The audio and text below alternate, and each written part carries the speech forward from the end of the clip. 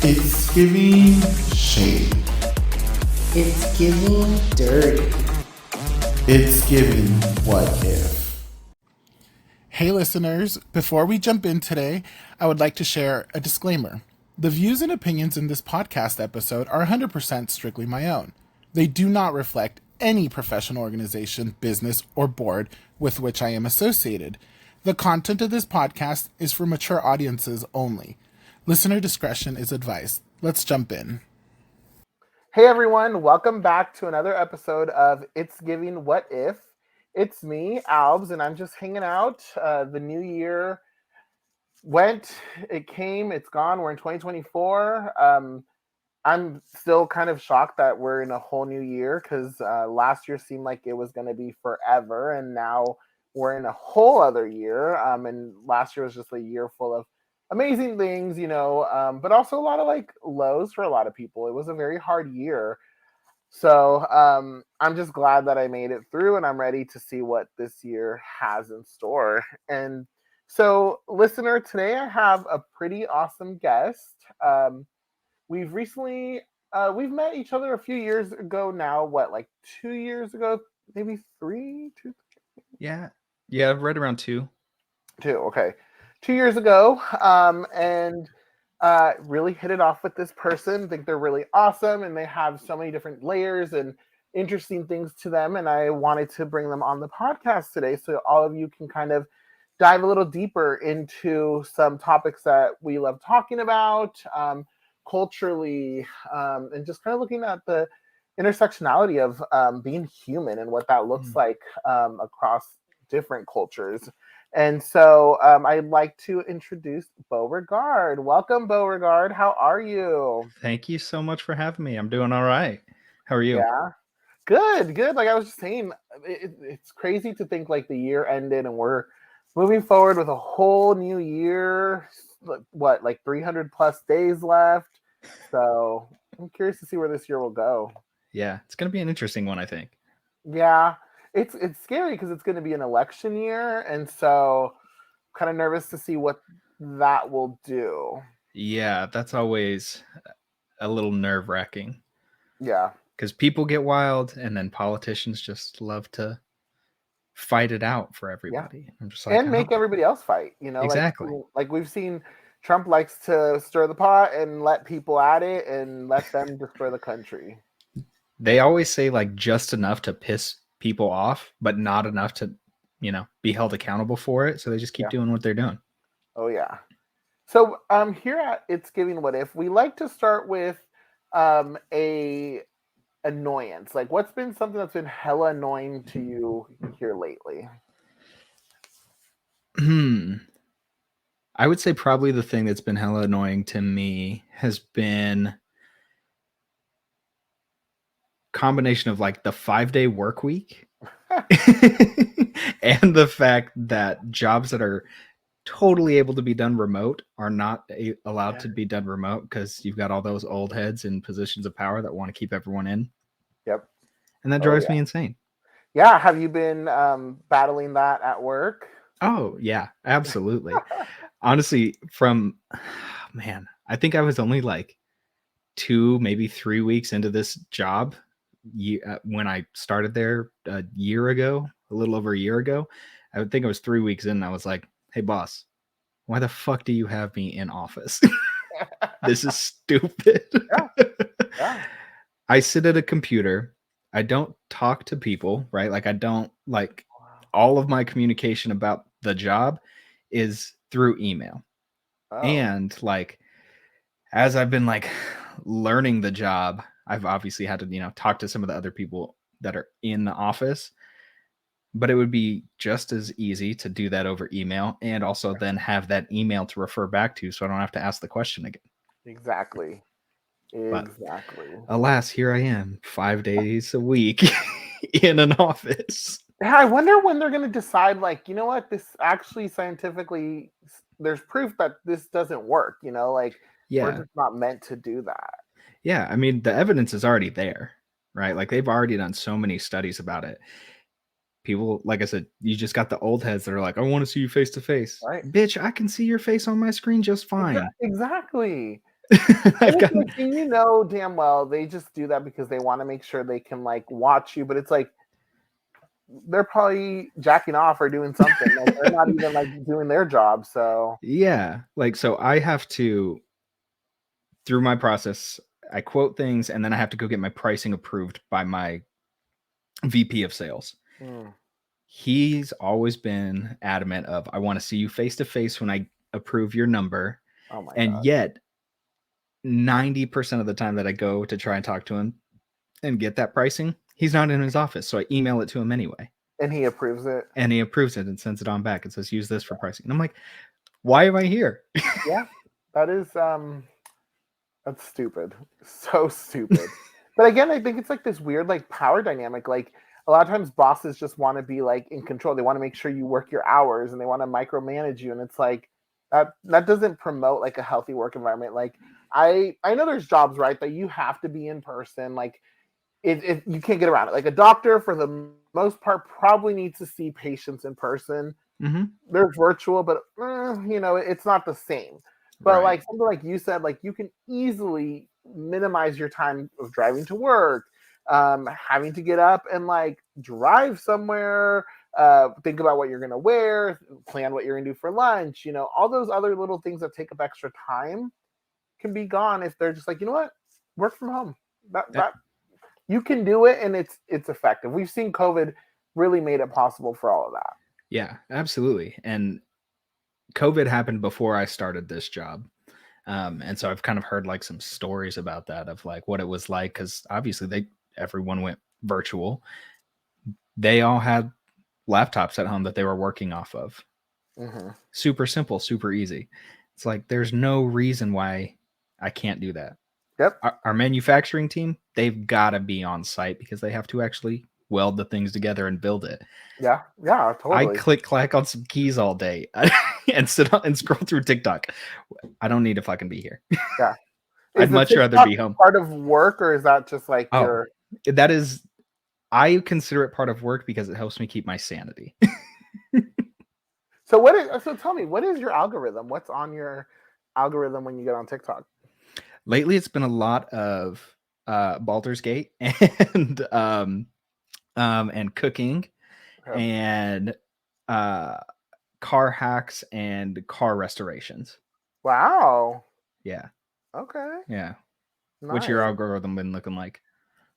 It's usually like I'm trying to think. I don't get on TikTok that often, but like, let me just pull it up. Usually it's like dancing. I think there's like some cooking, some cleaning, life hacks, travel. That's a big one that's been on mine, is traveling to different places. Yeah, Honolulu's on there. K-pop. Yeah, makes sense. More like lifestyle stuff, you know? Okay. So nothing super like exciting, you know. I know people that are like, I'm on lesbian bread TikTok, and I'm like, what the heck is that? Like, it's a magical side of TikTok. Really? Have you been on there?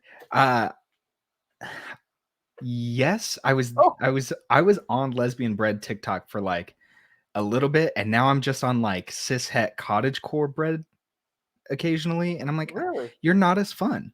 No. That focaccia doesn't look the same. It doesn't look as appetizing.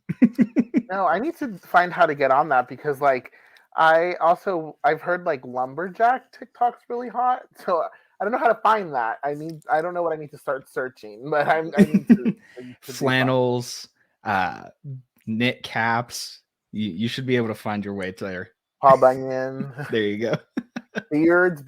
That will get you there. Beard oil. Yeah. Mm-hmm.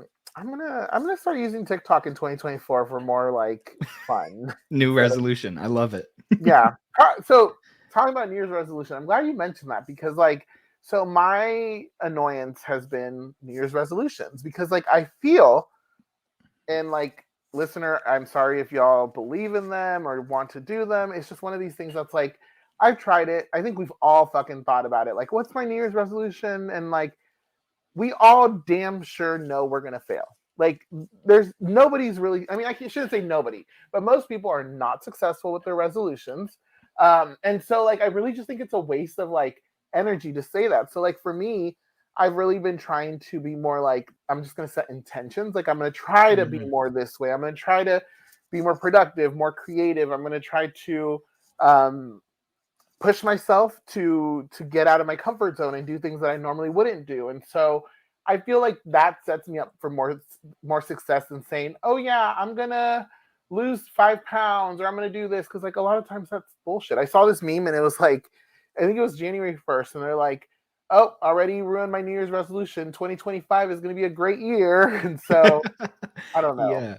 Well, and that's like, I know we've talked before, but like my background is mental health, right? And so like that, we talk about that mental health all the time, right? With CBT, with DBT, we talk about that kind of stuff of like, look, these big resolutions that you have, they're great and all, and I love that you have them.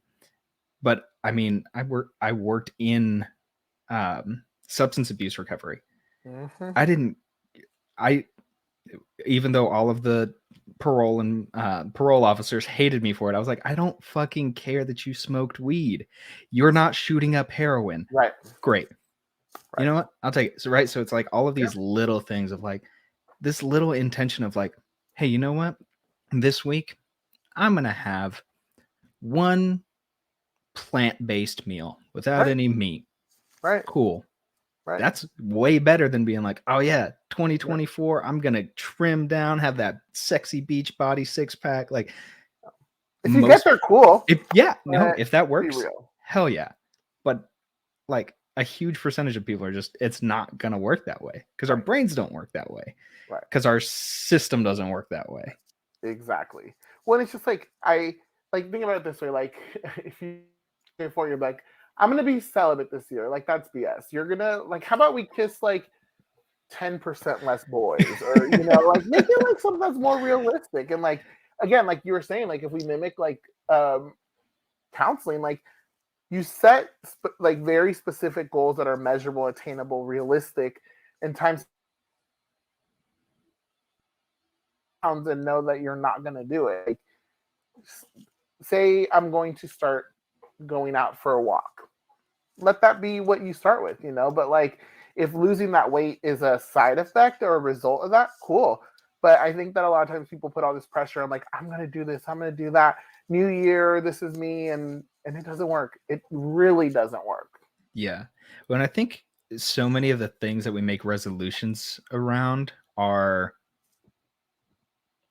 demonized by our society, right? So it's like, oh, if you're big, you're overweight, you're obese, right? So we always talk about it like that. So everyone's like, 2024, I don't want to be obese. I want to, you know, guess what? All bodies are fucking different. Yeah. Even though I'm not at a weight that I would like to be at, I would like to be a little lighter. But guess what? I am more healthy than I was when I was 165 pounds. Yeah. Yeah. Like I look back at myself and I look at myself and my first instinct is like, oh, I was so skinny. I looked great. And then I'm like, no, but look at those dark circles under my eyes. Yeah. And then I think back to like that time of my life and I was like, I slept like 2 hours a night, maybe. Yeah. I was working out constantly. Every night. Yeah, I was doing all of this. I was in the worst health of my life because I was so focused on like, oh, I got to look this way. I got to do CrossFit. Everyone's doing CrossFit. I got to do CrossFit. Yeah, sure. I lost a bunch of weight. I was dying. Yeah. And that is such a real thing, you know, because I think that we think about it, right? Like that's one of the things that, again, like I've struggled with my whole life is like being in a bigger body. I'm like, sure, I want to be in a smaller body, but I also want to make sure that I'm healthy and I'm happy and like I'm not where I want to be right now. And I want to continue to work towards that. But I think we all need to learn to just love where we're at, because I think oftentimes like we're told your body's not desirable, people don't like you. And even, I mean, you could be, I'm married and that's shit. I still have that narrative in my head sometimes, you know, like the other day I like had a huge meltdown. Actually, I think it was before New Year's. And I was like, Jacob, nothing fits. I am so like gross. And like, I literally just had like a full blown meltdown, and he was so good and supportive. And like, he's like, no, like, you know, like I love you. Like, I don't care what, you know, your body looks like, your body's perfect. And like, that's helpful. But I think that we just have so much self-hatred because society makes you hate your body. Yeah. that we forget that that there are people that love our bodies. We may not love them, but there's a lot of people out there that may love them, and like I said, my husband loves them. There's a bunch of other guys out there that fetishize over like bears or bigger boys, and so like I think but also again, it's like you don't need the validation of everybody else, but it is nice to know that like you are attractive to other people, Yeah. Well, and like I remember in as a counselor, that's one of the things that I talked about. Like, hey, at the end of the day, for you to be able to stay sober and not go back to your drug of choice, it's going to eventually have to be a you thing. Right. But guess what? If you're here in rehab because your mom made you, right, even your parole officer made you and said you can go to jail or you can go to rehab, and you chose to come to rehab, right. that's a fine enough starting point. And so like that outside validation is a totally fine place to start. Yeah. Yeah, and can really reinforce for sure. Yeah. Yeah. Yeah, definitely. So, I mean, that's my whole, like, I fucking just hate New Year's resolutions because I also feel like people use those to prey on other people. Like I see a lot of people who like do those like pyramid schemes, and they're like the Avon and like the Herbalife and all those, and like, oh, these people are all going to start their New Year's resolution.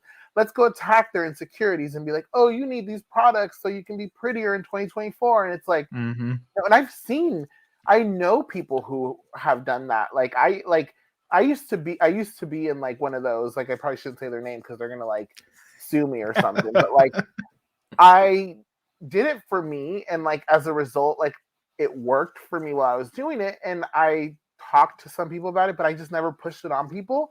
But I knew people who'd be like, oh, go talk to that person, they're fat, they need to lose weight. And I'm like, no, I'm not doing that. Like that is not how this works. You can't prey on people. And then even then, like I see people be like, oh, that kid's fat, and I'd be like, you're fucking sick. Like the way you see the world is just gross. Like they just look for profit to like off of people's insecurities. Constantly. It's just always, how can I fuck with somebody else to get my bag? Like, exactly. That's a horrible way to fucking live. Yeah. Not how I want to live at all. Especially in 2024. Intention. My biggest intention for 2024 is just to challenge myself to be a better human and to be more loving towards other people and try to make other people feel more like accepted. Because I do still think, even though like we're in like more progressive times, I still feel there's just a lot of like people that feel like no one cares for them, you know? Yeah, absolutely. Absolutely. So, all right. So now that we've gotten through that, I have some what if questions for you. Wouldn't be the name of the podcast if I didn't ask you some questions. Absolutely. So are you ready? I'm ready. So what if you went home today and had a letter saying that you had 10 minutes to pack up what you could because you were being sent to Mars on a top secret mission and you had no way out of it? You know, I've talked a lot with my partner before about how to quickly and efficiently fake my own death. Oh, really? Look, student loans suck ass. So yeah, if I can make them disappear and we don't have to pay for them, I'm all for it. You would find a way to die. If I only had 10 minutes, I don't think I could be efficient enough at that. No, I would say, fuck. I think this is the problem that I always have with like what if questions, is like my brain starts like calculating all the things of like, okay, so if I take my handheld PC, will I have a charger? Like, will I be able to plug into an outlet, or am I going to be fucked without it? And if like, what do I do in that instance? What would be the most important thing you would want to have with you? This is going to be cheesy as fuck, but my wedding ring. Okay. Which, I mean, it would already be on my hand anyway, but that would be one thing that I'm like, I'm always going to make sure that that's on. I would make sure I've got a hair tie. Okay. Because I don't mind letting my hair down, but then it starts tickling my neck sometimes, and it's got to go. It's got to go somewhere. Yeah. Some clothes. Probably grab my handheld PC and its charger just to make sure If I've got the option, it's there. Probably my phone, so I could take some photos of shit. Yeah. And I feel like that probably would be it. Like my phone, my wallet would already be on me, Yeah. my PC, and just, if I grab some clothes and toss them into a thing and let it ride from there. Nice. What would be the like look that you would want to go for in space or Mars? Yeah, space. Well, I mean, I am a big proponent of comfy as fuck clothing. So I would probably just like immediately grab my stack of sweatpants and t-shirts and grab a couple hoodies. So that would probably be my go-to, because I know that like if I'm in Mars, they're gonna have to provide me with a spacesuit if I'm supposed to leave the ship. So I'm gonna look like whatever they want me to look like, apparently. All right, cool. Well, you may get a letter in the mail in the next few days. Who would be the people that you would want to absolutely know that you were leaving? Who would I want? I'm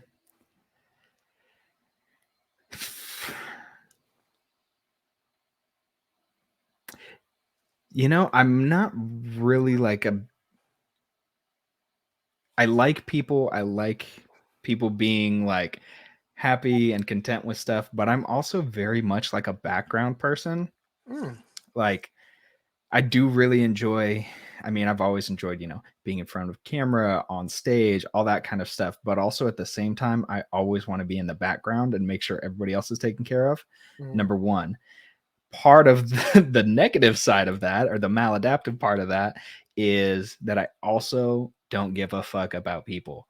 Like I don't really have like a lot of close relationships, and that's kind of by design because I kind of just don't really care. So the only person or people that I would really like, my partner, and I'd send a couple of messages out in the group messages, and then I'd deuces. Love that. That's probably about it. Yeah. So do you keep your friend circle pretty small? Yeah. Yeah. Yeah. Really small. Listen, that's the goal for 2024. Look, so when I got married, I was like a month later, I think, Chance the Rapper dropped his like wedding album that he did, his like lovey-dovey thing. And we were both really upset after we heard the album, because we were like, this would have been the only thing playing at the fucking wedding. But of course it came out after we got married.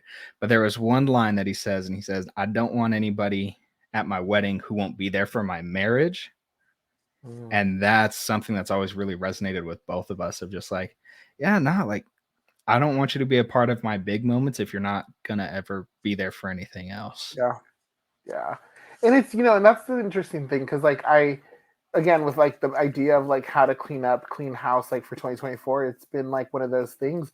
But it's been like a process for me for a while now, since like I was getting ready for the wedding, kind of had that mentality of like, who do I want here? Only people that are part of our marriage and a part of our like journey as a couple, because like, that is the hardest part. I know so many people, but at the same time, like I don't feel like everyone that I know are people that I consider friends, and I think that that's one of the things, is you start looking at how do you thin those out, and how do you identify this is someone that is important, that I would want them to know if I am going to go on this journey and leave this world, and so I do, because I think that there's people in my life that like even were at my wedding that I'm like, I have not seen since the wedding, or talked to, or know anything of them. And I'm like, interesting, like, and so it is a really intriguing thing. You make people part of like your special moments, and then you're like, do they really care about you? Like,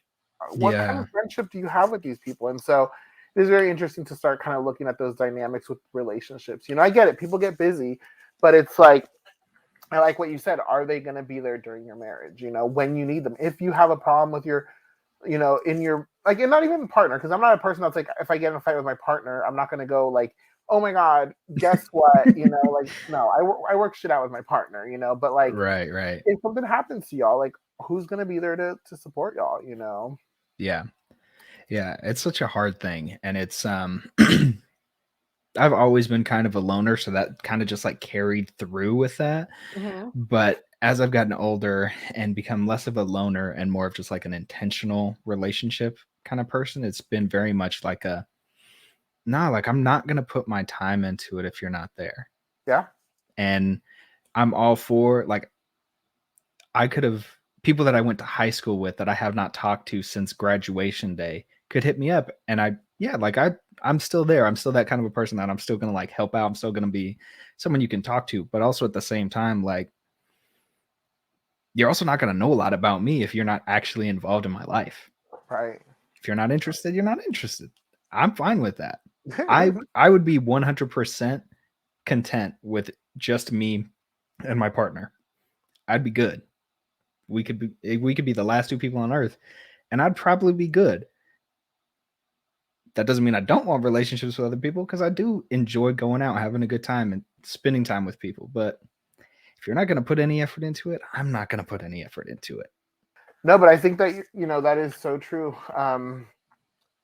That's why it is important to have a partner that you can like spend all your time with, because like that's the point, is marrying your best friend. Yeah, absolutely. All right. Next, what if?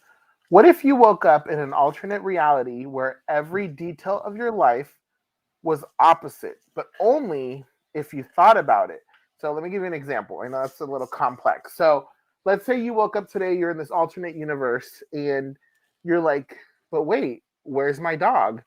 Then it wouldn't exist. So, but if you woke up and you're like, wait, where's my cat? Then you would have the opposite reaction. So like you would say an intention and the opposite would happen. And so what are some things that you would purposely try to manipulate so that they would manifest in this alternate timeline? 0 student loans. Love that. For you or for all? For all. Okay. No, I'm a very communal person in that regard. Now if it's for me, it's for everybody. Get all that shit out of there. I don't care that other people have paid in the past. Right. I don't want to pay it in my future. So right. They can all go away.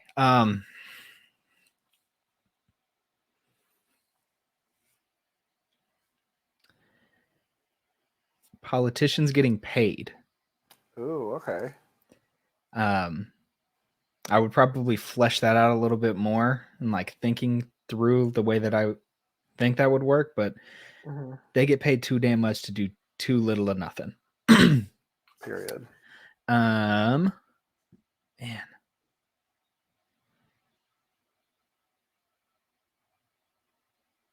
Probably try to fix my car and my partner's car. Get us a house. Like own a home on property that we can do whatever the fuck we want with. Yep. And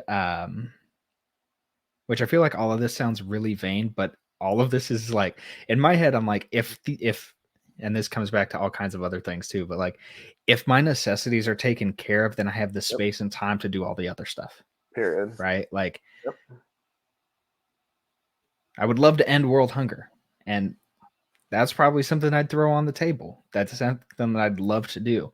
But also, I know that world hunger doesn't mean ending world hunger doesn't mean shit if people are still assholes.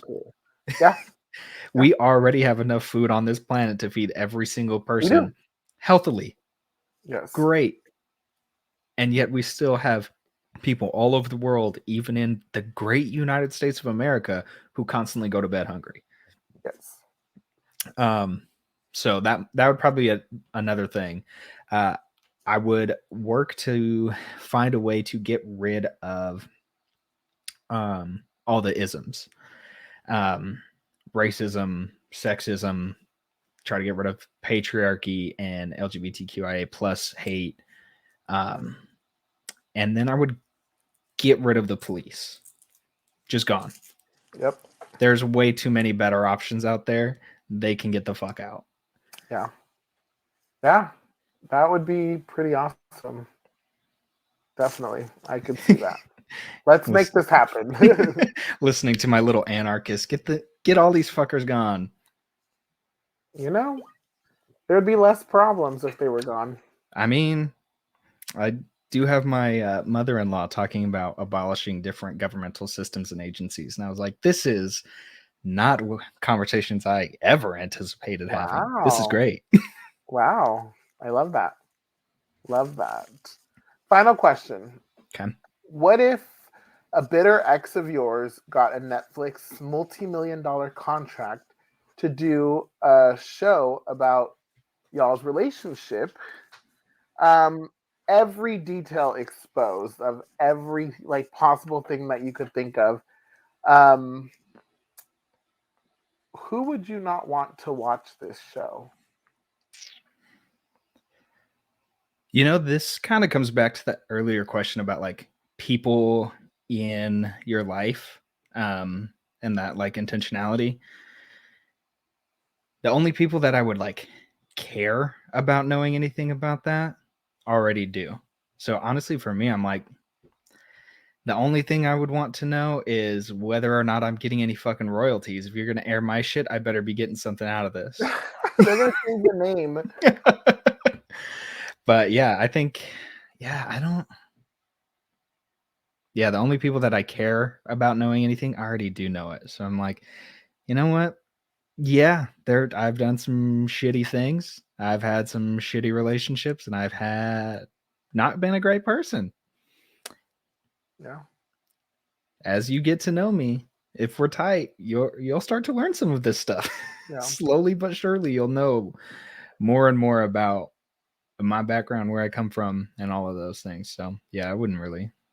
Well, it's, and I think that's one of the things that's like, we can't give those skeletons power, because I think if we give them power, then people can use them against you, and we can't let people weaponize our own past, and if anything, and like, I don't know much about your past, but like, I know that like the person you are today obviously is not that person. And like, if we truly we believe in people growing and changing, then we can't measure who they are by an outdated version of themselves. Like, it's not fair. Like, I wouldn't be like, oh, Beau, in fourth grade, you cheated on the test. I know you're a bad person. Like, sorry, we all probably did bad shit.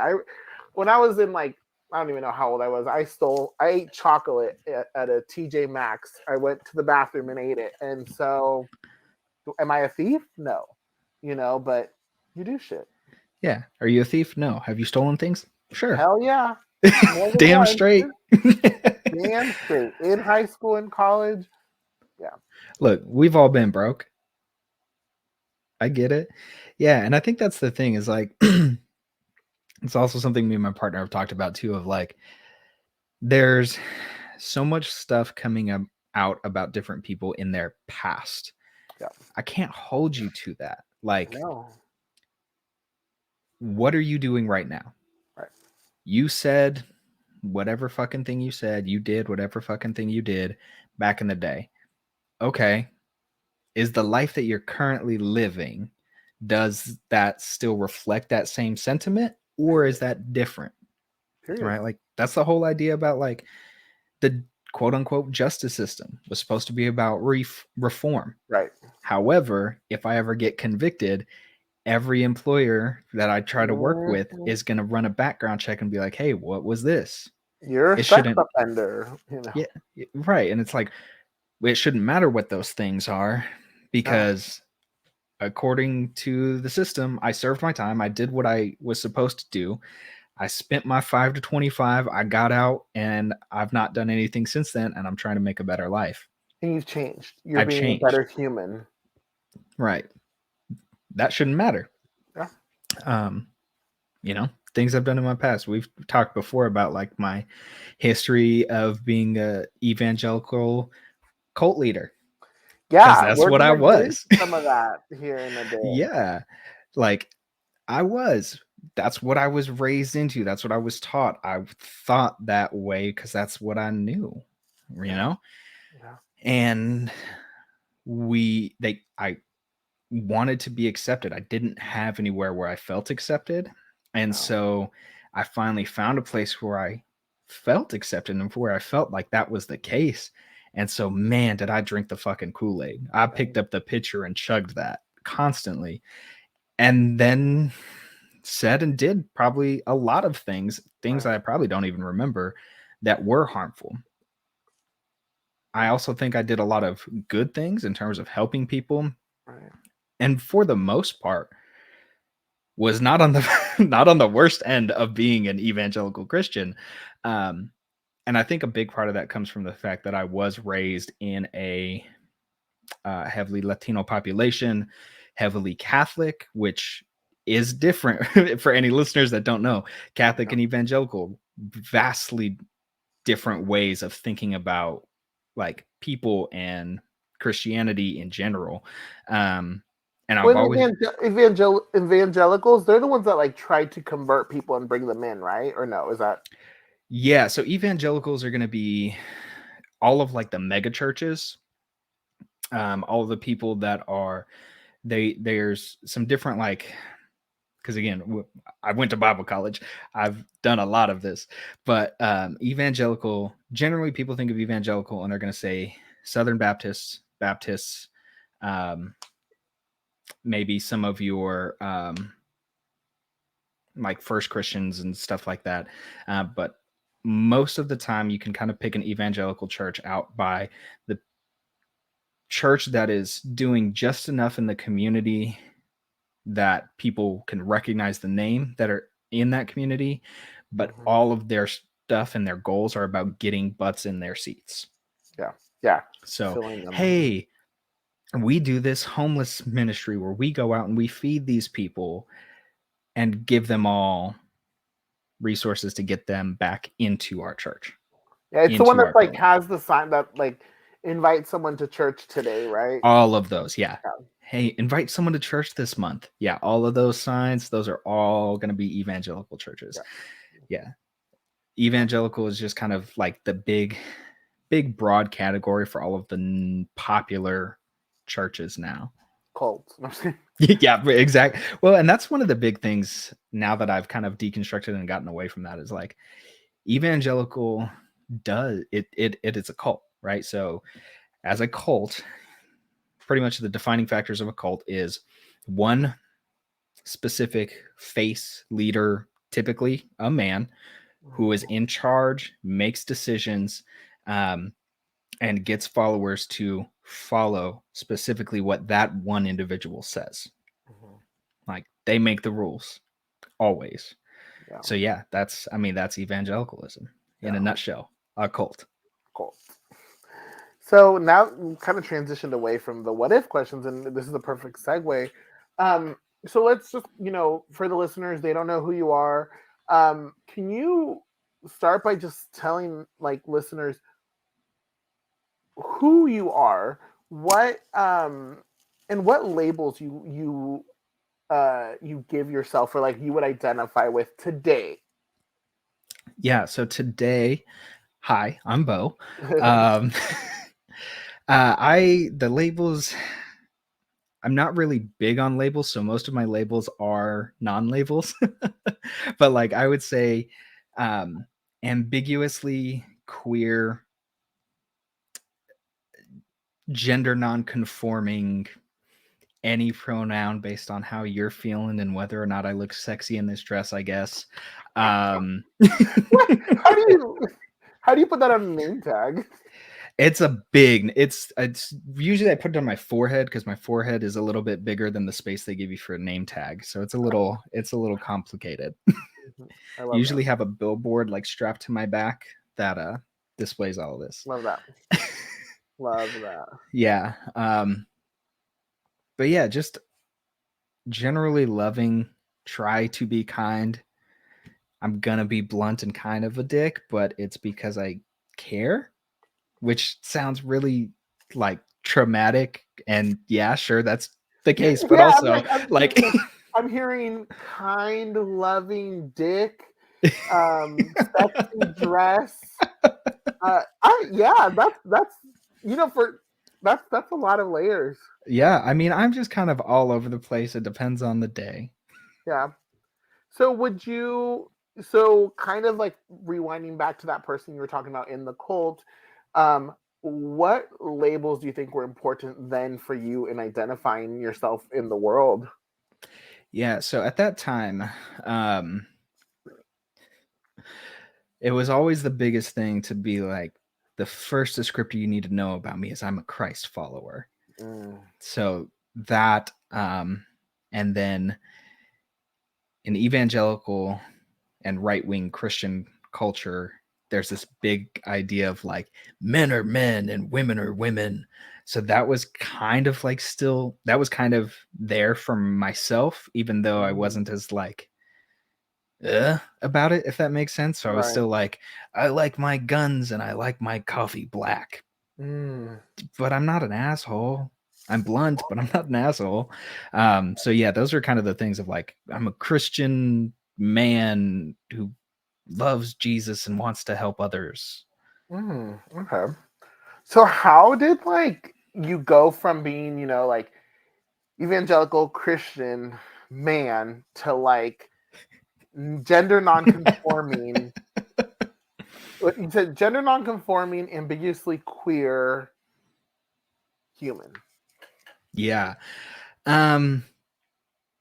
So like I said, I've always been like just really inquisitive person. I always asked a lot of questions, and that was frowned upon in Christian culture that I was growing up in. You don't ask a lot of questions. This is the answers. Move on with your life. And then I was like, I think I want to be a pastor. Like I want to be that person that like helps people and shepherds people and like helps people know the way.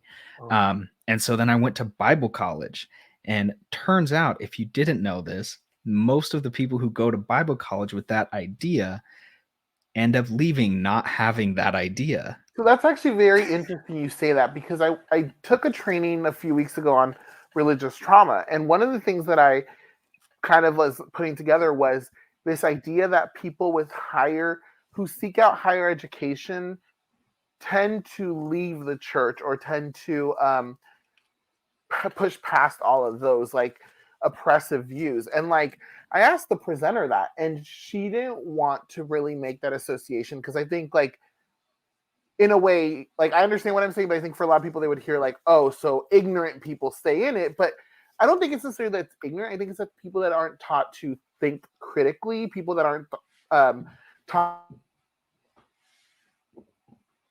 Those are people that stay in that. But when people go to this higher education, even if it is a Bible college, you're taught to look at things from different aspects and say, why? Yeah. What is this? Let me look at the research. Let me look at the facts. And so I'm glad you kind of made that same association. Yeah. No, for sure. And I remember hearing, because my partner also wanted to be a pastor, and was told, hey, don't go to seminary. Seminary will ruin you. And is that what you went to? So I didn't technically go to seminary. Seminary is technically like master's level. So undergraduate was what I was doing. And I agree. I think the big thing with it is our school system in general, like even non religious, just like straight up regular public school, doesn't really teach us to be critical thinkers, right? Like maybe your English classes have talked about like, oh, critical thinking about this text, but not really.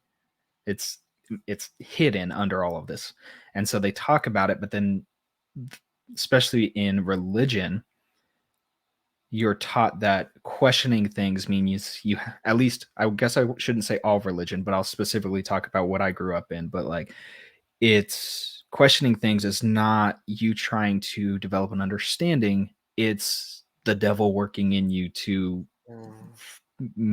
put you on shaky faith or shaky ground with the Lord. And so you're not really taught how to critically think. And then when you get to that higher education where that is a little bit more of like no, we're done telling you the things. You're going to learn the things, and you're going to learn and come up with your own information. Now, granted, there's still a little bit of academia still kind of rooted in that idea of we have answers to a lot of stuff, Right. even though we don't. But that's kind of where that all began for me, is learning more how to question these things. And, well, what if this isn't this? And then my partner, who I've been friends with for a long time, we grew up in youth group together. So then we both kind of started talking about that kind of a thing and dissecting it. And then we read a book together that is written by a guy who was really big in evangelical Christianity, like had movies and wrote Bible studies, and everybody thought he was great and wrote a bunch of books and did book tours and stuff. And then he, at one point in one of his books, was like, no, everybody goes to heaven. You don't have to be a Christian to go to heaven. And they were like, he's a heretic, burn him at the stake. Dumped him real quick. So he ended up he wrote another book years later, and that's a book that we read, and it talked a lot about like questioning those things and understanding like, hey, all of these, and I always come back to one of the things he said in the Jewish tradition before Christianity, the rabbis, the teachers had this idea of looking at a gem, and like you pick up the text, whatever you're trying to analyze, and you pick it up, and then you can turn it and look at a different side of it, and it's the same gem. But if I was holding it right here, I'm looking at one face of it and you're looking at a different face of it. We're seeing two different things, but it's the same thing. Period. And so then that kind of carried into dissecting all kinds of stuff. Because as soon as like the door was kind of like cracked for me to start questioning things, I was like, oh, let's go full tilt. I'm off and running. Wow. And so, yeah, very quickly, I was just like, oh, all of this is trash. This is what I think. This is what Beaux thinks about the world and life and all of this stuff. How old were you when that kind of transition started happening? Let's see. So I went to Bible college at 18. And so that was when I kind of first got that little bit of a taste of it. And then let's see, 21 was kind of when that all kind of happened. I read that book, I think, when I was late 20, early 21 age. And then from then on, it was just like probably before I turned 22, I had already kind of taken all of it and chucked it out the window and started buying new shit, kind of a thing. Of like, it was, for me, it was like a whole like closet purge. Like, none of this shit fits. Get it out of here. It's going. And I'm heading off in this direction.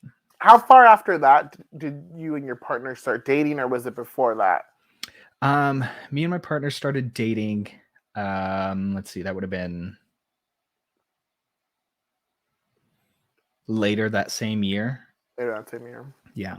Okay. So like at that time, like, were you even aware that you were queer, or like had you thought about it before all of those things started happening, or how did that chronologically play out? Yeah, no, I had never really thought about it. Again, in evangelical Christianity where I grew up, it was like, man, the Bible says one man and one woman, and that's it. So that's kind of what I did. And so I was just like, that dude's hot. Yeah, like I look at Jason Momoa on screen, I'm like, yeah, no, he's hot. So I don't know what to tell you. Have those feelings though, like your hormone. Okay. So I had. Okay, go ahead. Yeah, so like in my whole life, like now looking back, I've always had like those different moments of like, oh no, I did think that my friend was attractive. But it was always just explained to me like, no, like anybody can think anybody's attractive, really? But you wouldn't be with somebody. Don't act on it, right? And that, but because at the time, the people that I was talking to I was still thinking that I was heterosexual. So it wasn't like no, you don't need to act on it. It was just like no, it's totally normal for you to look at another person, regardless of their gender, and be like, no, that's an attractive person. Interesting. And then move on with your life, which I know is very different from what a lot of other people have experienced. Yeah, because in a weird, I hate to even say this, but in a weird way, that's almost kind of a little progressive, like, Yeah. right? Yeah, no, and it was, and it was really odd for me. Well, I guess like looking back and like hearing other people's stories of how that wasn't the case for them, of like, Right. oh, so you like any thought about a person of the same gender for you was immediately villainized and Right. demonized. Yeah, and that's why I was like, I would assume if you would have had those thoughts, they'd be like, that's the devil, that's a sin, like you cannot think like that, like immediately shutting it down. Yeah, and that's typically the story that we hear, right? But like for me, it was Wow. weird because it wasn't that. It was like no, like it's totally natural for people to look at other people and be like, nah, that person's attractive. Wow. I've had close people in that evangelical space at the time. Well, they were close at the time, who said stuff like that. They're like, no, like I will admit that I look on that screen, I look at that movie and I say, yeah, that's an attractive man, or that's an attractive woman, but I'm not sexually attracted to them. Interesting. That's how they rationalize. That's how they would rationalize it. Yeah. It was very interesting. So at what age would you say after that? Like, so, you know, like obviously hormones, everyone's a teenager. You get turned on by doorknobs, you know, like at what age would you say, like after that, like kind of when you were starting to like deconstruct all this, were you like, oh no, this is not just like what they were saying. This is like, I want to be like in bed with this, you know, with Jason Momoa, like making out. Like, when did that threshold change for you? So that happened after I was with my partner. And I don't remember where along that line. I think we were already married at that point. Mm-hmm. If I remember correctly. We were already married at that point. And it was just kind of like we kind of talked about it and we were like, no, like that wasn't just like a casual, no, I'm attracted, but not sexually attracted. I was legitimately sexually attracted, however you want to put that. Like, yeah. So it was after that point we kind of talked about it. Cause I think for me, it was going back to the small circle of people. It was like at the end of the day, I just want to be with you. So I don't really care what parts you have. I don't really care how you present your gender to the world. That's irrelevant to me. I like the person that you are. And so then all of that was just kind of like well, I found the person that I wanted to be with. So all the other information was irrelevant. Wow. And then we got to that point of, for me, and then I was like, oh, well, yeah, it wasn't just like looking at people and thinking they were attractive. Like, no, I legitimately was not heterosexual, but I already found the person I want to be with, so I don't really care about any of the other stuff. Yeah, that's so wild to think. Like, you just one day have like this huge like awakening, like, oh, that's what that was, you know, like, Yeah. you know, like for me on my journey, like I knew at a young age boys were hot. Did I know what that meant or what I thought? But like, not necessarily. But I knew that like I was getting warm feelings down there, and Yeah. it wasn't because I was peeing. You know, like it was more than that. And so like, I mean, but I would say I was very like aware sexually, like at a very young age, probably like age. How old are you in fifth grade? Like 10 or whatever, 10-ish, you know. Yeah.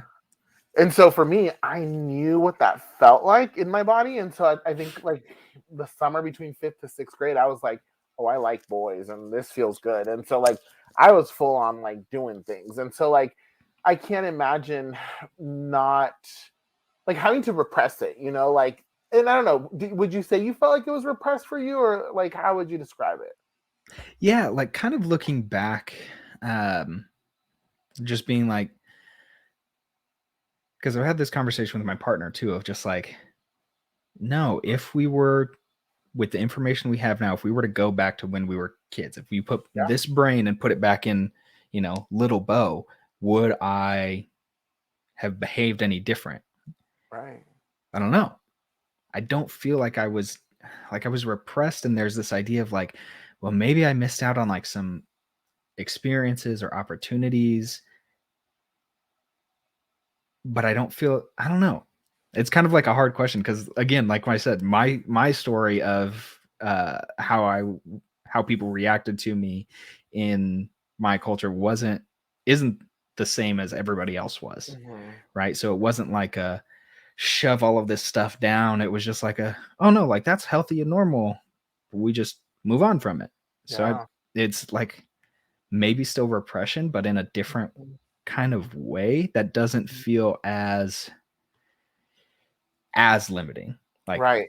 Yeah. still probably like looking at the biggest picture, we still came in a little bit, but it wasn't all the way shut down like so many other people have had to go through. Well, that's what I'm saying. Like, and I think that like the cool thing for you is even through all that, you were able to find your partner that you connected on, like emotionally, sexually, spiritually, all of those things like were there.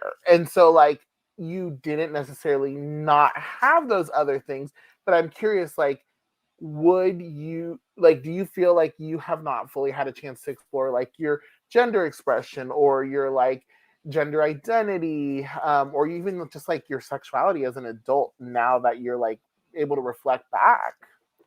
Yeah, no, that's a totally fair question. I don't, because me and my partner are so open with each other, I still have never felt like, in fact, the first time I bought a dress, they encouraged me to do it. I was like, I don't know, this is cute, I guess, but I don't know. I don't know that I'd ever wear it. And they were like, it's got buttons from neck all the way to crotch. So even if you decide you don't want the dress, you can just open it and wear pants and a shirt underneath and no one will know the difference. Love that. So go for it. Love that. Go ahead, buy those fishnet stockings, run with it. Let your hair grow out, braid it, don't braid it, cut it off, don't cut it off, don't cut it off. Actually, leave it. I like it. But yeah, it's one of those things. It's like I feel very like blessed and lucky to be able to say all of those things and know that like my story, while not an easy one, is not as hard as it could have been. And I'm like, it's like one of those things where I'm like, man, like I'm grateful that I didn't have to go through all of that, but also hate the fact that we sit here and be like, oh, your smaller traumas, that's good. That's at least it wasn't as big of a trauma. Yeah, no. How long ago did you buy your first dress? For your wedding. Oh, nice. Yeah. So how did you feel euphoric? Like what, like, like, did you know you always wanted to, or how did it kind of like how did it manifest that like to that event? Yeah. So it was just kind of, for me, it took us moving from the city that we were in, right? Where we were born and raised and we spent all of our life. We finally left there and moved out here to Oklahoma City and finally felt like we had the freedom to kind of explore who we are as individuals. Yeah. And then as a couple as well. But get that ability to do that. And so I was always kind of like oh no, that dress is cute. Oh, I like that. And then but then was always like, again, going back to what we talked about earlier with like body dysphoria of like, I don't look like literally anybody in any of the photos of any product ever, right? Like I can look at the men's section and I'm not skinny. I don't have abs. I don't look like that. And then I look at the women's clothing section and I don't look like any of the people in the ads. Why? Because I wasn't born with those parts. So now what do I do? So it was always this body dysphoria of like, no, that's cute. I might look good in it, but like that's built differently. And so then it was just kind of one of those things where I was like, we're going to this wedding. And the last wedding that I went to, I looked hot as hell because I was in, we had gone and I bought a black t-shirt and it was like a red blazer and matching pants. And then a felt hat. Oh, wow. Looked great. I looked awesome. We walked into that wedding and everyone was like, who the fuck are these people? They don't belong here. And that was a nice feeling because everyone was like, we met family there and they were like, we were very confused of who you were. And we're like it was really funny because everyone was just like, we were sitting here trying to figure out who you were because it was during COVID, so we had masks on. So everyone was like, I don't know who these people are. I think they're in the wrong place. Oh my But God. I was like, I don't even own wedding clothes anymore. I'm too much of I worked with kids in facilities and like active jobs for the past few years. I don't own quote unquote nice clothes. So I got to find something. And then a podcast that I listen to, they do their own merch. And it's a D&D podcast. They sell their own merch. And so then I got this notification, hey, new merch just dropped. Come check it out. And I was like, oh, that dress is cute as fuck. Oh, nice. And so it just was all kind of like very serendipitous of just like all the Love pieces fell into place. I was Love like, that. oh, that's the one. It's gothic themed wedding. It's a gothic themed dress. This is perfect. Love that. Do you feel like you'll be able to like play more with like gender and like what that looks like? Yeah. In fact, I yesterday just bought another dress and it's on the way. Ooh, you'll have to show me. I can't wait. Is it from the same like company? No, it's from Fabletics. Oh, nice. So I had a bunch of member credits and I was like, I'm not gonna buy fucking anything here because I think it's all boring and basic. And I was like, I like their shorts. their I haven't shorts are worn them very yet, nice. but like I'm a sucker for shorts. Like, and Yeah. but that's the thing I think is like we're also in a time where like men are really pushing like the boundaries on like what masculinity looks like or like Yeah. what you can wear. Like we have like Bad Bunny who like wears skirts and like paints his nails, and like I think that it's really giving men that ability to say, you know what, I'm gonna do masculinity the way it feels best to me. And so like I like last year I got into like hoochie daddy shorts, and I just love them. I mean, I love shorts, and that was just fucking ultimate. And so I don't know, I think that there's just something freeing about pushing those norms, because I know like my mom like would be like, those shorts are too short, and I'd be like, and they're just fucking legs. My dong is not hanging out, like, Right. Yeah. and if it was, whatever. But like, It's my body. Fuck off. right. And so I don't know. There's something fun and freeing about it, and Yeah. I'm just curious to see like where we go as a society with like the image of masculinity, because like I love that like you are stepping into this role of like expressing yourself the way it feels comfortable to you, and that you're able to do it in like safe settings, because like like obviously you walk by, like you present very masculine, like your facial hair, but like fuck it, you could switch it up and put on a dress, and what, like that doesn't make you not masculine, or like. Right. And so I think that that's where we need to move more into, is being able to push those boundaries and realize that it's really not fixed masculinity, femininity. It's just like everything. But I think we've been taught for so long that like even me as a gay man growing up, like I remember that I'd be like, oh, I don't want to be too gay, and like, but why are we taught those things, like where does that come from? And I think that that's kind of what we're learning to unpack, is like there is this attack on femininity, and I think that like we have to get more comfortable with the idea that we're all both, Yeah. Yeah. It's very, like you said, very freeing. And I think it's hard because so much of that comes from, I think, it being so demonized in our culture that it became so easily to commit violence about it. Yeah. And people get so much in arms about it, right? And so it was like the only people that were ever willing to kind of push that boundary for a long time while we were growing up and before that were the people who were, in my opinion, more masculine than the people who were committing the violence, because they had the gall to stand up and say, fuck you, I'm gonna do what I want.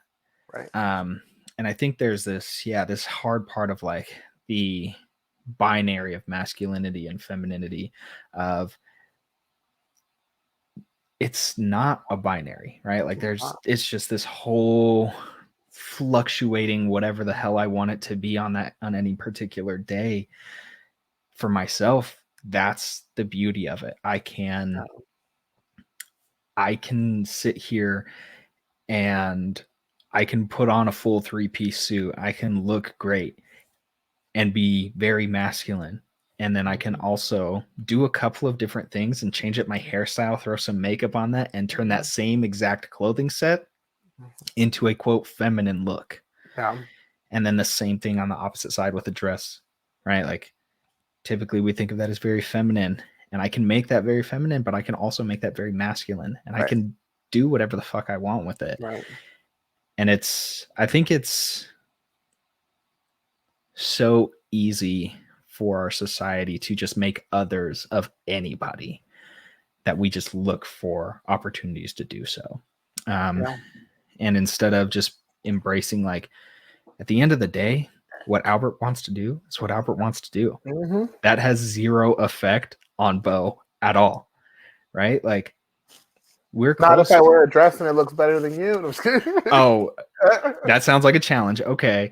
I think you got me beat. I don't know. I don't know if, like, what I look like. I'll take like Hoochie Daddy shorts.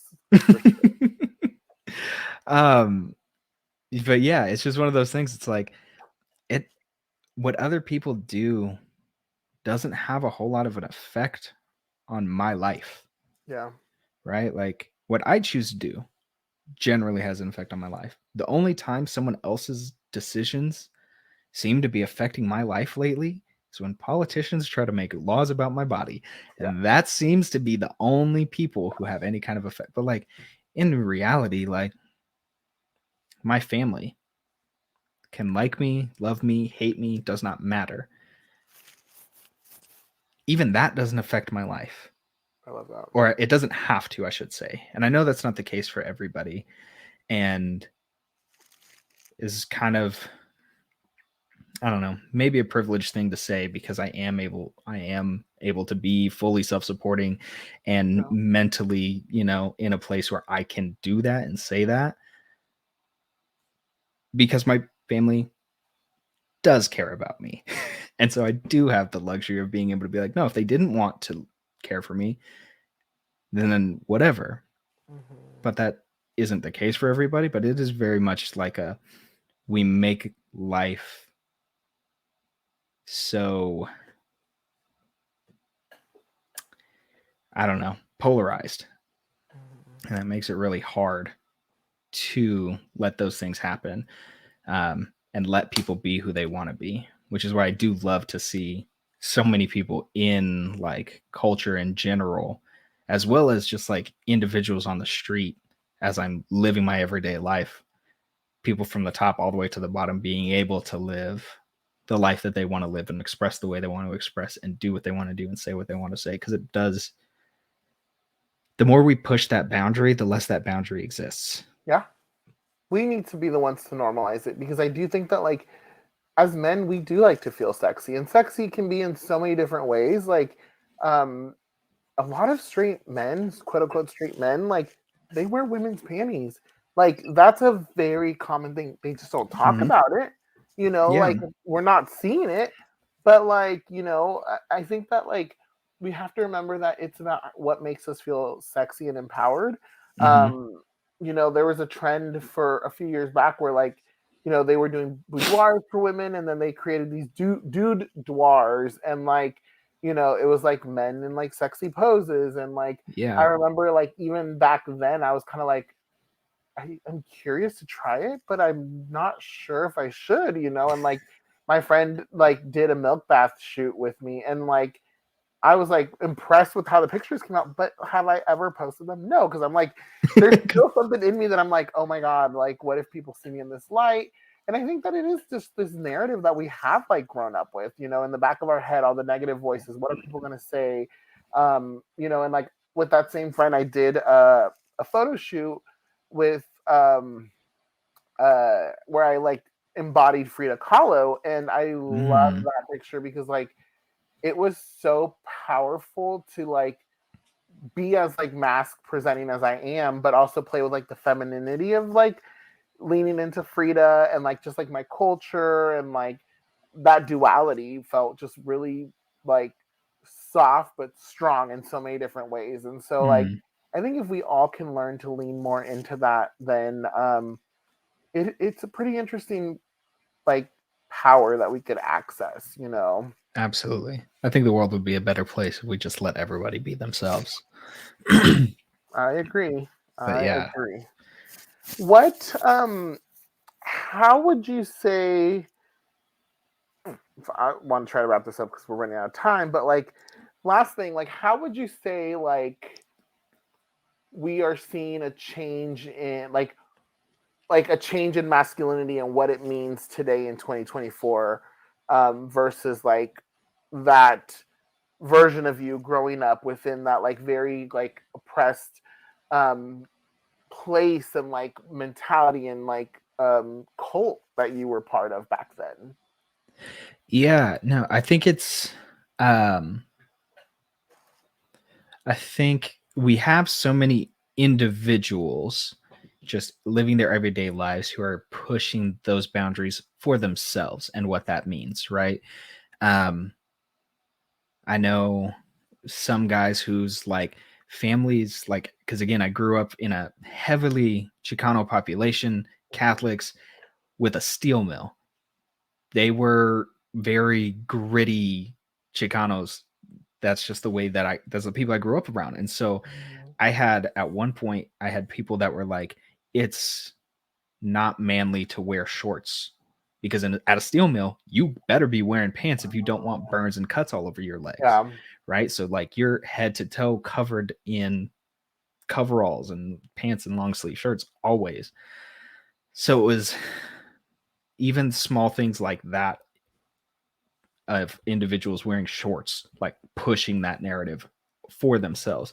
We have so many individuals doing that we have enough um, celebrities and media people who are doing that on a grander scale, right? We've got, like you talked about, Bad Bunny. brain fart. Yes, thank you, Bad Bunny. We've got Harry Styles doing photo shoots in dresses. We've got Jason Momoa, who literally said, I had a pink car in the Fast X movie and wore fuchsia the whole time and painted my nails fuchsia because it pissed my mom off because she said it wasn't masculine. Like, so then we have from the top down all of these people pushing these ideas of masculinity is not any one particular thing. Masculinity is, what do you do? I love that. And I think that's kind of like the beautiful thing that I'm seeing now in 2023, 2024 of the way the narrative around masculinity has changed. Right. When I love that because like I don't like I hear so many people saying, oh, there's an attack on masculinity, and it's like, no, there's not an attack on masculinity. The narrative that's going on is the attack on toxic masculinity, and that's just like when masculinity becomes toxic, when it's dangerous, when it is violent and aggressive. And I do think that there is beauty in masculinity. Like I am attracted to like masculine men, but there are some men that have very feminine features that I'm like, whoa, you're pretty sexy, you know? And so like I think that we just have to be more open with ourselves and with like others to just realize that there's so much variety out there. Nothing is black or white, nothing is like it's just not, it's not the way it was. Like we're not all wearing powdered white wigs. And even then, like they were wearing wigs and like dressed up in drag. Like that shit was drag. Like let's be Oh, real. So 100%. heels, men wore heels, you know? Yeah. And so like all that, like it's just like ass backwards that like there's this huge attack. And it's like if we just like stopped worrying about what other people were doing, who they were doing, we would be okay. We would Yeah. really be okay. Yeah. You know?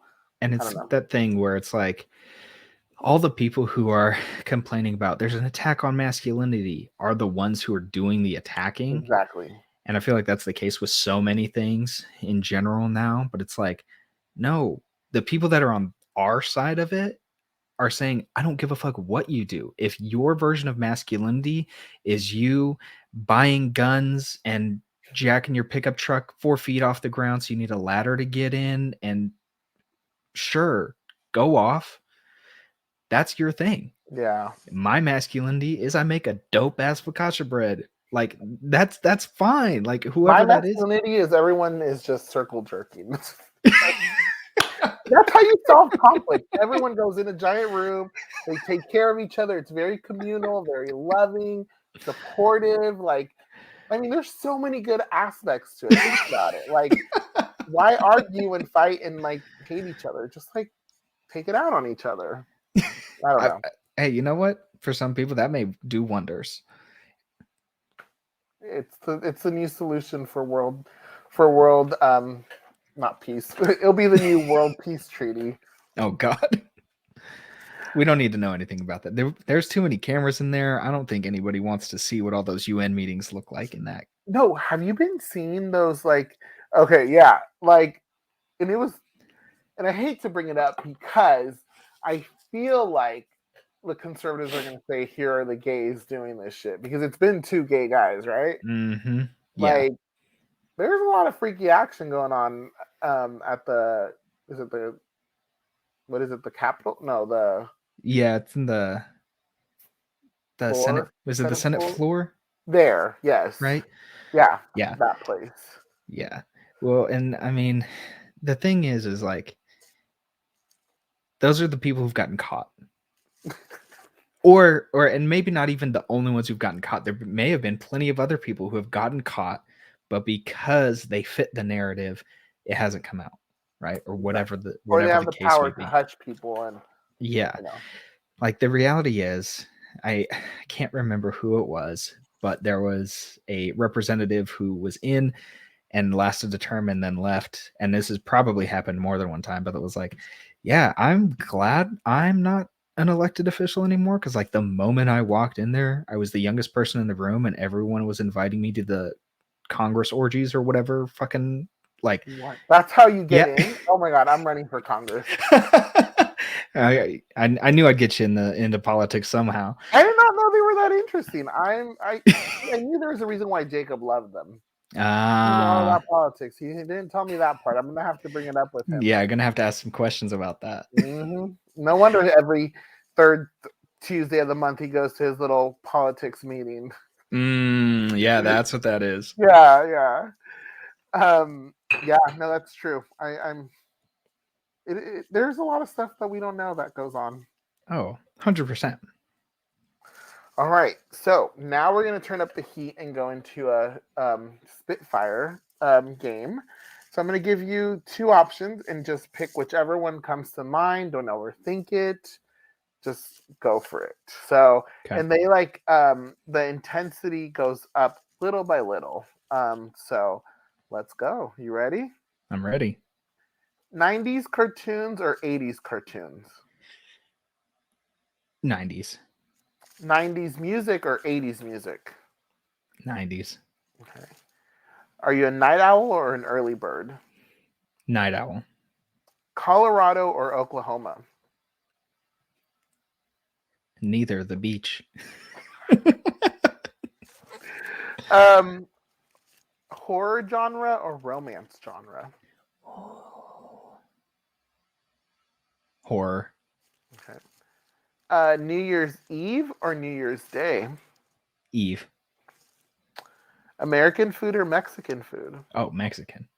Italian food or Mexican food? Mexican. Focaccia bread or Mexican. Dreamer or doer? Dreamer. Ocean or mountains?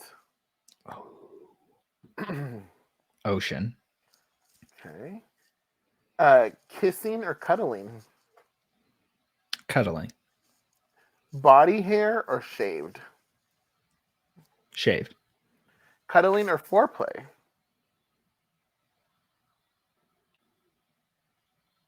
Foreplay.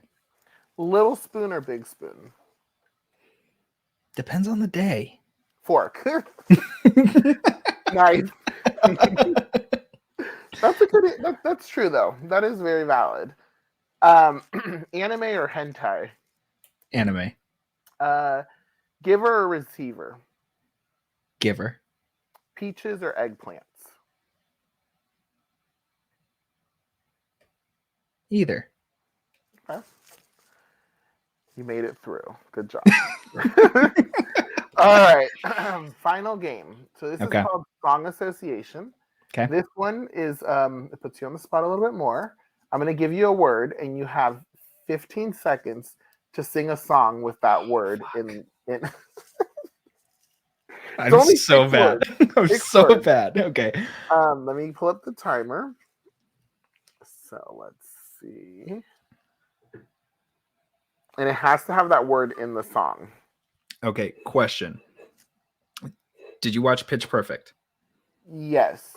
Okay. Do you remember I forget what it's called, but the sing off thing and then the pool? Are we going to be so specific to say, oh, it was it and not it's?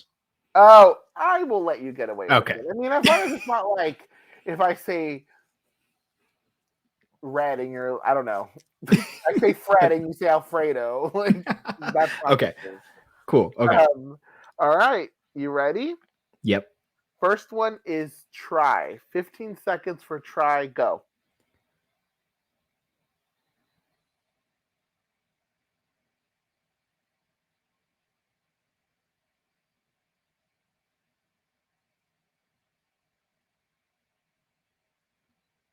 Time. Fuck. All right.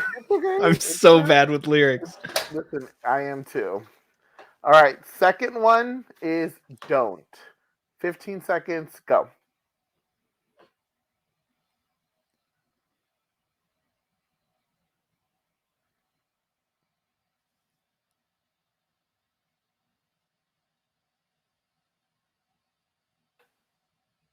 Time. Fuck. I thought of Don't Speak by No Doubt. Oh, okay. That I don't know what genre of music you listen to, so I'm very like pop, so I like, you know. That's fair. I'm more in my podcast era. See, with Try, I was thinking of the Macy Gray song, I Try, but I Choke, Walk Away, and yeah. All right. Third one is Stop. 15 seconds for stop. Go. Stop, collaborate, and listen. Ice is back with a brand new invention, and that's where I'm going to cut myself off. Perfect. All right. Good job. So you have 1 out of 3. Good job.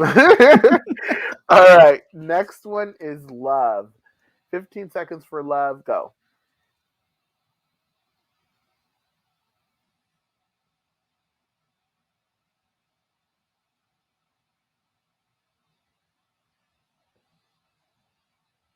Love the way you lie. Oh, good job. Last second. Yeah. Listen, that was like right at it. All right. So 2 out of 4. All right. Fifth one is can't. 15 seconds for can't. Go. I can't remember any of the lyrics to this, but it's can't stop, won't stop. Oh, that's what I got. The rap song? Yes. Is that Young Blood's Can't Stop, Won't Stop, Rockefeller? That may be true. The one I'm thinking of is a Christian rap artist from back in my day. Yeah, I don't know that one. So I don't think you're familiar. No. All right, I'll give you that. So you have 3 out of 5. Good job. Okay. Final one is fire. 15 seconds for fire. Go.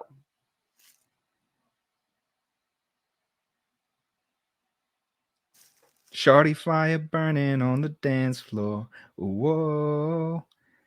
Gotta cool it down. Did it say fire? Yeah. Shorty fire burning on the dance floor. Oh, okay. I totally missed that. Okay, yes. You're looking at me and I was like, I gotta keep singing until he recognizes the song. Did you say fire? I was like, I was waiting for the word. Good job. Okay, so you got, let's see, 4 out of 6. That is not bad. You know what? I'll take it. You had to warm up a little bit. That's what it was. That's really what it was. Well, thank you so much for joining today. It was a really fun topic, very insightful. You know, like I said, I know you, but I don't know you, and I don't know Yeah. much about your history. And I think that it's very important to have these conversations to kind of just look at like what people go through, because even like we were talking about like the big trauma, little trauma, you know, like just because your experience wasn't like these other ones where they're like super horrific doesn't mean yours was any less traumatic. But it is interesting to see the comparison on how that was framed, you know, because like I said, like I could not imagine like even in my Catholic days ever being like, oh yeah, I thought this guy was hot, and anyone ever even like rationalized like, oh yeah, people think that all the time. Be like, Yeah. yeah, all right, girl, you know what else I think, you know, like, but I I'm thankful that you were able to share this, and I think that a lot of people can resonate and really take some insight from your experience. You know, it's stuff that happens that people don't get to like get to see or hear often, because you know, like I said, there's always just that more like this super traumatizing thing happened, but there's several layers of like what people go through and have to learn to undo and relearn. And you know, like I'm just glad that you're able to be in a better place where you're able to explore who you are and like truly just lean into who Beaux Regard is today, you know, because I feel like you're going to continue to evolve and explore these things, and like you don't have these negative voices just like telling you to just kind of like put it back in that box, you know. Yeah, definitely. It's one of those things. It's like I'm hope that I get to continue changing through the rest Yeah, of my life. Like yeah, the core part of me is always going to be caring for people. But yeah, other than that, a lot of stuff's going to shift. yeah. So, yeah. And thank you so much for having me. Great to Of have this course. conversation. Like you said, I know Yeah, we haven't had a lot of these get to know each other's, but yeah, thank you so much for being part of the space that's safe yeah, and open for me. of course. Where like what do you have any cool things that you're working on that listeners can look forward to, or just anything that you want them to know, projects or anything that you're doing or looking forward to do? We've got Queer Fears at some point. We Yes, I haven't we forgot to bring haven't that up. finalized stuff yet for that, but we are Yes, looking at that. yes, If there are listeners here who have not listened to Queer Fears previous stuff, check it out. You might recognize a voice or two. yes. Um, I want to like quickly tap in and say like yes, listener, like I think we talked about queer fears a little bit on another episode, but Beauregard is one of the actors on a few stories, which by the way, like still to this day, like I'm just so impressed with like your talent, your commitment, your professionalism. Like you really have brought a lot of these stories to life, and just like I, you know, we like I joked with you before, like the big ass werewolf line. It always like gets me, and I'm like till this day, that's like what I'm gonna know you as. It's like big ass werewolf, you it's my know, and nickname like in your phone. yeah, exactly. But yeah, there's going to be a lot more stories coming, and I'm just excited to see what we bring to life. And like you've been helping write them, and so I can't wait. I'm super excited. Yeah, I'm very excited. Very happy to be able to have been a part of the beginning stages and the writing Yeah, process of that too. yeah, So yeah, looking forward to that. So listeners, keep an eye out for any of that stuff. Don't really have any other projects. But if anybody does have other stuff that's listening and likes my sultry voice, feel free at Content by Beaux on Instagram. at Content by Beaux. So y'all, please make sure you go over there and follow Beaux Regard. Like I said, awesome human, great heart. Said they're a dick. I haven't seen that side yet, so can't agree with that. But you know, I'm so thankful for you. And listeners, if you have not gone and rated this podcast, please drop 5 stars. If you don't, then there's chances that Beauregard may turn into that big ass werewolf and eat your face off. We don't want that. I don't make the rules. Yeah, me either.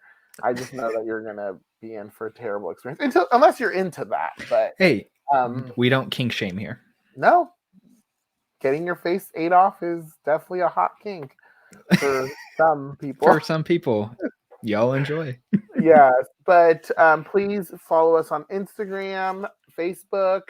You can always send an email at itsgivingwhatif@gmail.com. Also, just want to remind y'all, we had Lore on here a few episodes ago from Creepy Chisme podcast, and I just want to remind y'all, Lore is an amazing human with a great podcast.